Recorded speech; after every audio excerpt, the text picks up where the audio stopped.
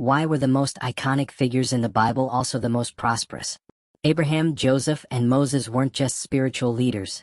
They were masters of a financial system that the world has forgotten. If you are struggling to get ahead, you aren't lacking money, you are lacking the ancient patterns that these three men used to build empires from nothing. Introduction and Promise. The Bible is not a book of poverty. It is a manual for stewardship. In this video, we will decode the specific financial secrets of the patriarchs. You will learn the covenant of Abraham, the management of Joseph, and the laws of Moses.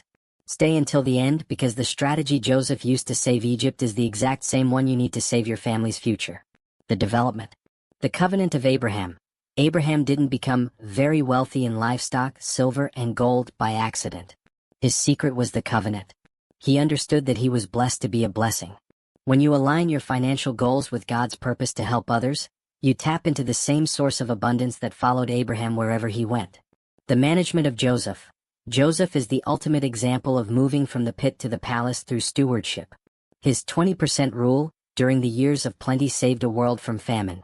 Joseph teaches us that God gives us years of plenty, so we can prepare for years of lack.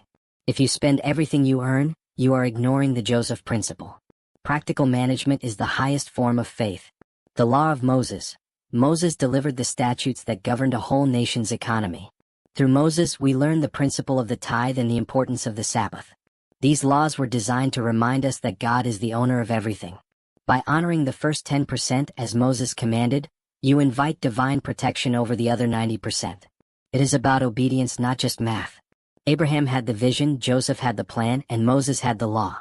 When you combine these three, you don't just survive, you thrive. True prosperity is having enough to fulfill your purpose and help those in need. If you are ready to stop wandering in the financial wilderness and enter your promised land, subscribe to the Biblical Money Code.